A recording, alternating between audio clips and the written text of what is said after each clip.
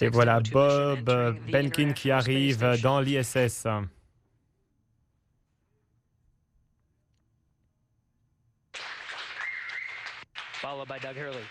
Suivi par Doug Hurley.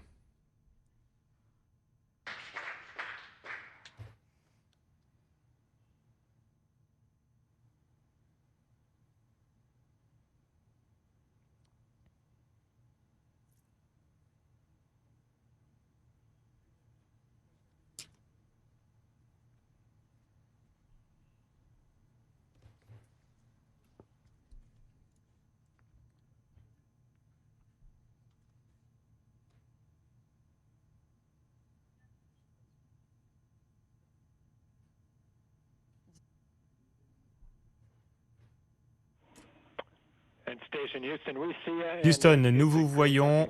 Une très très belle photo de famille. Merci beaucoup. Un instant, nous allons vous appeler dès que nous sommes prêts pour la cérémonie d'accueil dans quelques secondes.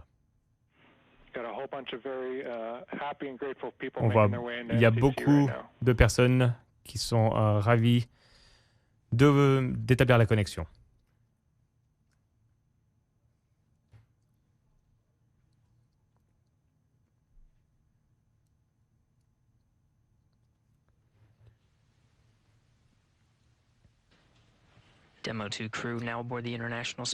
L'équipe démo 2, l'équipage de démo 2 est à présent à bord de la station spatiale internationale.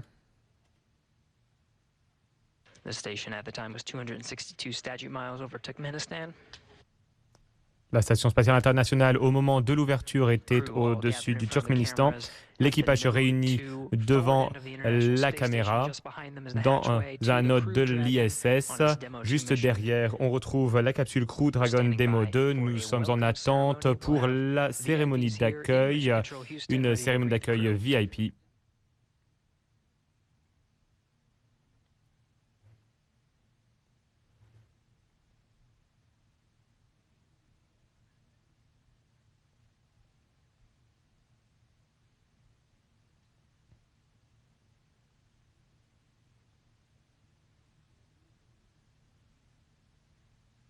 Michel Tonini, vous voyez ces images, vous avez le sourire forcément, vous avez vécu ce moment d'arriver dans une station spatiale.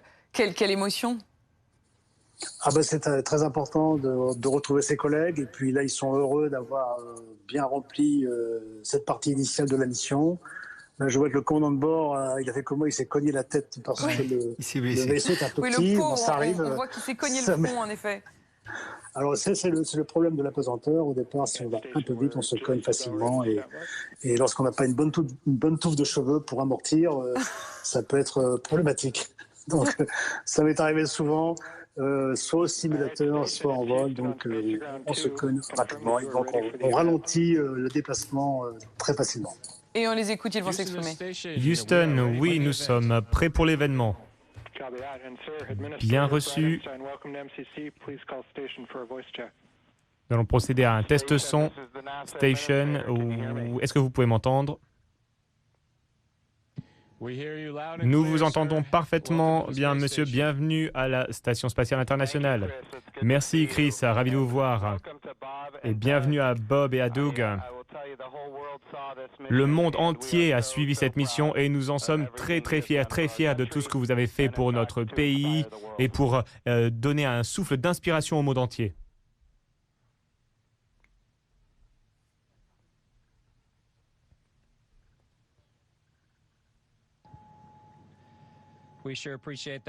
Merci beaucoup, monsieur. Alors évidemment, c'était un honneur pour nous de faire partie de ce projet. Il faut bien évidemment remercier SpaceX, le programme de vol commercial, ainsi que la NASA. Nous sommes ravis de permettre aux États-Unis de relancer des fusées vers l'ISS. Nous sommes ravis d'être à bord de ce complexe formidable.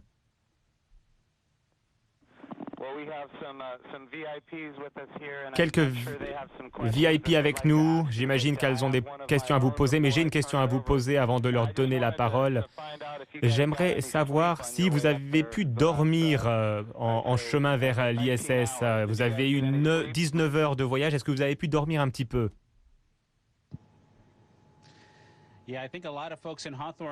Oui, il y a beaucoup de personnes à Hawthorne qui nous ont posé la même question.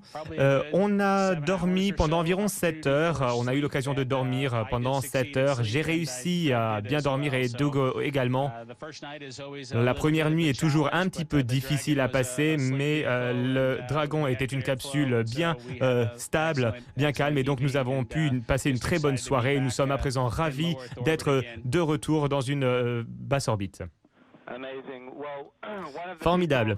Alors, une personne avec nous ici aujourd'hui, sénateur Ted Cruz. Évidemment, il pousse, il soutient le programme spatial américain. C'est une personne qui nous a énormément aidés pour passer d'un gouvernement à un autre. Il nous a énormément aidés. Et ce genre de mission peut réussir pour une raison. C'est grâce à la continuité entre les gouvernements. Le sénateur Ted Cruz a soutenu un projet de loi sur la transition de la NASA pour avoir la participation du secteur privé. Il y a eu beaucoup de soutien politique. Nous félicitons de ce soutien. Sénateur Cruz, est-ce que vous voulez prendre la parole? Félicitations, messieurs. Les yeux du monde étaient tournés vers vous, sont tournés vers vous et tout le monde est fier de vous. Les États-Unis vous regardent. Aujourd'hui et hier représentent des journées historiques, pratiquement une décennie depuis le dernier lancement américain pour rejoindre l'ISS. Ma femme, mes enfants vous regardent, et vous regardez hier depuis notre salon. Tout le monde vous a regardé, tout le monde vous a regardé et nous avions le souffle coupé, nous étions vraiment rivés, les yeux rivés sur nos écrans. Nous sommes ravis de voir que vous avez pu vous amarrer à l'ISS. Une petite question, ce dragon, cette capsule Dragon, c'est un superbe vaisseau. Comment est-ce que vous l'avez géré, entre guillemets? Il a volé comme il devait voler, tout s'est très bien passé. Nous avons eu l'occasion de faire quelques petits tours, disons, lorsque nous sommes arrivés en orbite la nuit dernière et aujourd'hui, environ 20 minutes avant l'amarrage. Tous mes compliments aux personnes à Hawthorne et à SpaceX qui ont conçu ce vaisseau. Et c'est exactement comme le simulateur, c'est très très agréable et nous ne pourrions pas être plus heureux de ce trajet, de ce voyage. Que souhaitez-vous accomplir, que souhaitez-vous faire pendant que vous allez être dans la Station spatiale internationale?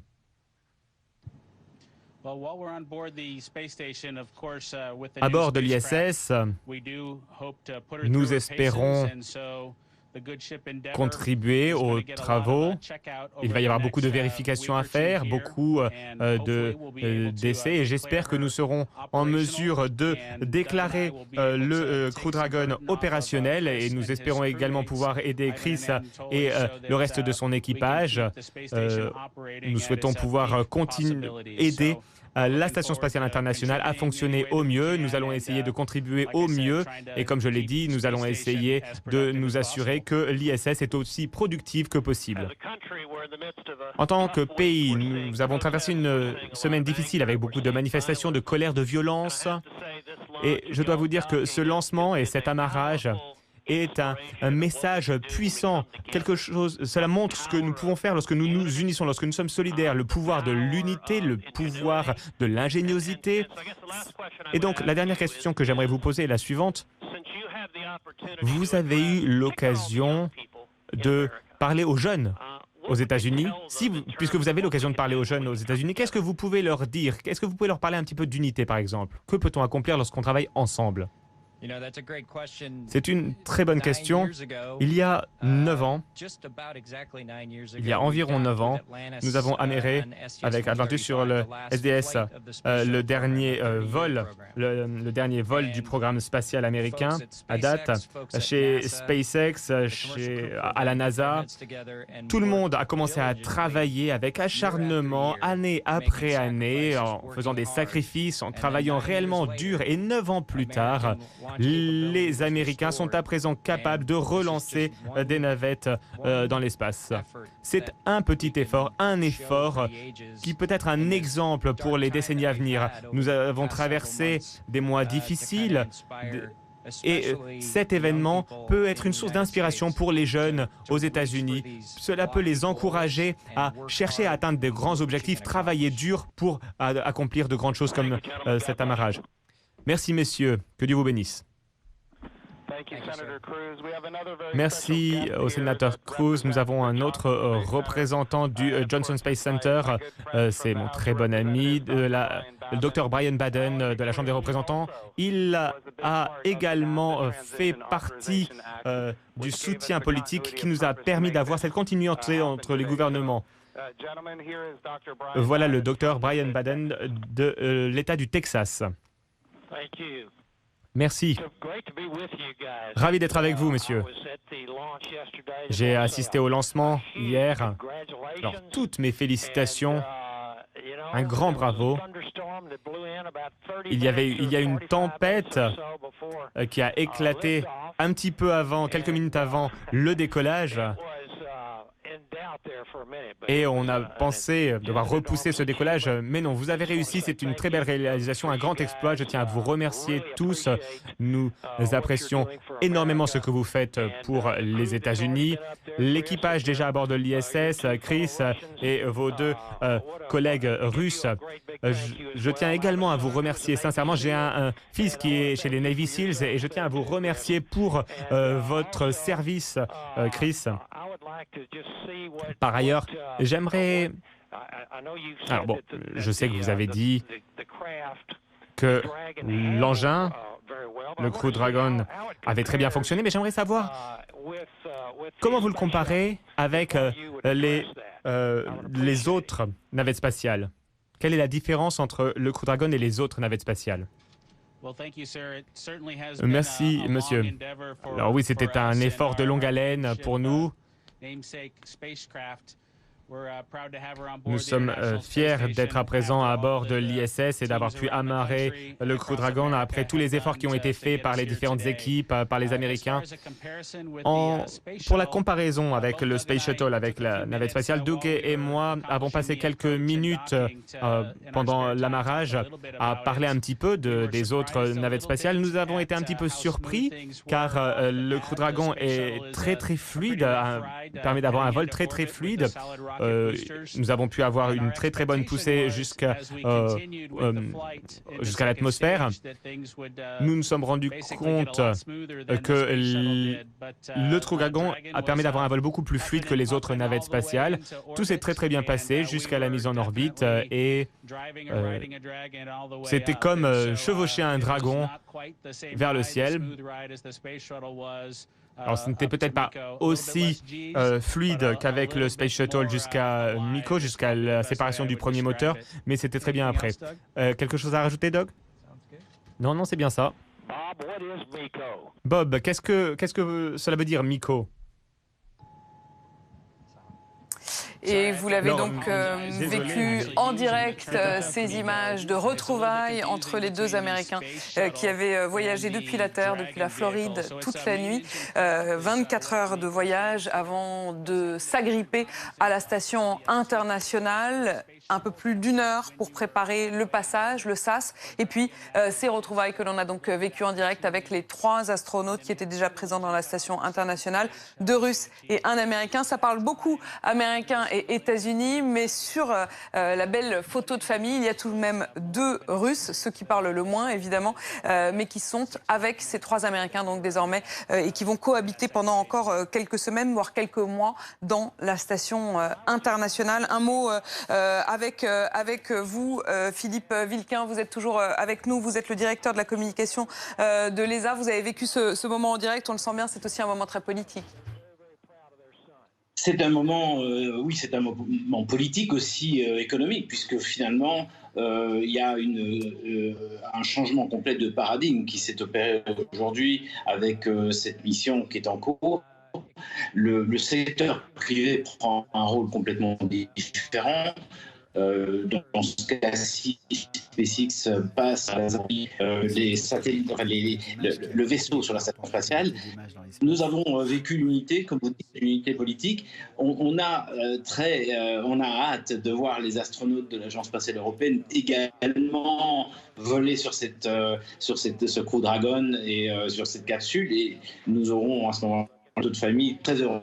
C'était un test, effectivement. C'était un test, mais... C'était un test, mais elle sera à nouveau habitée. Philippe Vilquin, vous êtes bien sur Terre, mais pourtant la liaison n'est pas exceptionnelle.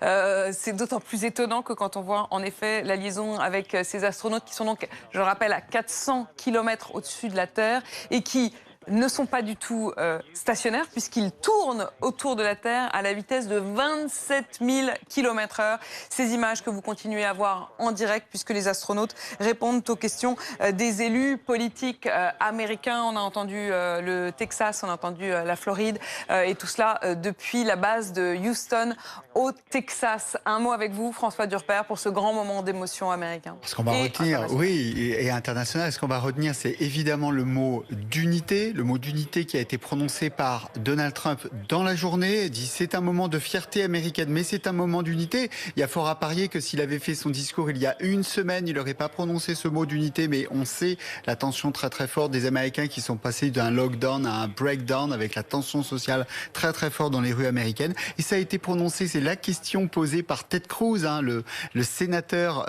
du Texas, d'ailleurs adversaire de Donald Trump pendant les dernières élections primaires, et qui évidemment a porté très très fort ces lois qui ont permis cette privatisation de l'espace. Ted Cruz qui a posé la question aux deux astronautes de dire quelques mots d'unité, quelques mots à la jeunesse. Donc c'est un moment effectivement très très fort et c'est un nouveau pas dans l'ère spatiale. Si Apolline, vous avez 55 millions de dollars à dépenser, vous savez que maintenant vous pouvez directement aller chez SpaceX et demander cela. Alors on en plaisante. C'est un véritable taxi maintenant. On en plaisante, mais certains ont ces 55 millions de dollars et on peut penser qu'évidemment dans 40 ans, dans 50 ans, ce coût il va évidemment se réduire très fortement. Et c'est évidemment une étape importante dans la conquête de l'espace. Elon Musk qui est donc à la tête de SpaceX et de Tesla qui a promis qu'il emmènerait des touristes sur la Lune en 2024. Ce sera à suivre en direct sur BFM TV. On peut déjà vous donner rendez-vous parce que ce sont des grands moments